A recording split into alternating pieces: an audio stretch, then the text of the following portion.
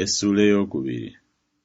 Kubanga njagala mmwe okumanya okufuba bwe kuli okunene kwe nnina ku lwammwe n'abo ab'omu Lawodikiya ne bonna abatalabanga maaso gange mu mubiri, emitima gyabwe giryoke gisanyusibwe nga bagattibwa wamu mu kwagalana n'okutuuka ku bugagga bwonna obw'okumanyira ddala okw'amagezi, bategeere ng'ekyama kya Katonda ye Kristo, omuli obugagga bwonna obw'amagezi n'obw'okutegeera nga bukwekeddwa. Ekyo kye njogera nti omuntu yenna alemenga okubalimbalimba mu bigambo eby'okusendasenda, kubanga newaakubadde nga siriiyo mu mubiri, naye mu mwoyo ndi nammwe, nga nsanyuka era nga ndaba empisa zammwe ennungi n'obunywevu obw'okukkiriza kwammwe mu Kristo. Kale nga bwe mwaweebwa Kristo Yesu Mukama waffe, mutambulirenga bwe mutyo mu ye, nga mulina emmizi era nga muzimbibwa mu ye, era nga munywezebwa okukkiriza kwammwe, nga bwe mwayigirizibwa, nga musukkirira okwebaza. Mwekuume tewabeerangawo muntu abanyaga mu bufirosoofo n'ebyobulimba ebitaliimu, okugobereranga ebyayigirizibwa abantu, okugobereranga eby'olubereberye eby'ensi okutali kugoberera Kristo.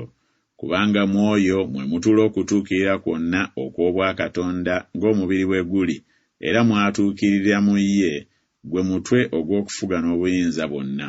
Era mwakomolerwa mu oyo obukomolo obutakomolebwa na mikono, mu kwambula omubiri ogw'ennyama, mu kukomolebwa kwa Kristo, bwe mwaziikirwa awamu naye mu kubatizibwa, era kwe mwazuukiriramu olw'okukkiriza okukola kwa Katonda eyamuzuukiza mu bafu.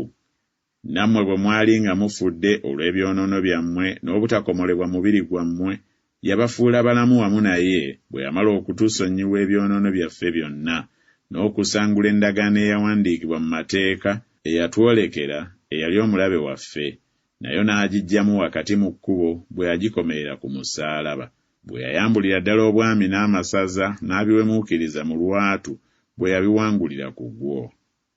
Kale omuntu yenna tabanenyanga mu by'okulya oba mu by'okunywa, oba olw'embaga, oba olw'omwezi oguwoneka, oba olwa Ssabbiiti.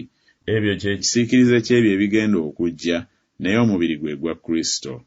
Omuntu yenna tabanyagangako mpeera yammwe mu kwewombeeka kw'ayagala yekka n'okusinzanga bamalayika, ng'anywereramu ebyo bye yalaba, nga yeegulumiriza bwereere mu magezi ag'omubiri gwe, so nga teyeekwase mutwe, omuva omubiri gwonna, ennyingo n'ebinyweza nga biguleetera era nga bigugatta wamu, nga gukula n'okukuza kwa Katonda. Obanga mwafiira wamu ne Kristo okuleka eby'olubereberye eby'ensi, kiki ekibeeteesa wansi w'amateeka ng'abakyali abalamu mu nsi, nti tokwatangako, so tolegangako, so tokomangako? Ebyo byonna biggweerawo mu kukolebwa, okugobereranga ebiragiro n'okuyigiriza eby'abantu. Ebyo birina ddala ekifaananyi eky'amagezi mu kusinza Katonda abantu kwe bagunja bokka, ne mu kwewombeeka ne mu kubonyaabonya omubiri, naye tebiriiko kye bigasa n'akatono olw'okwegomba kw'omubiri.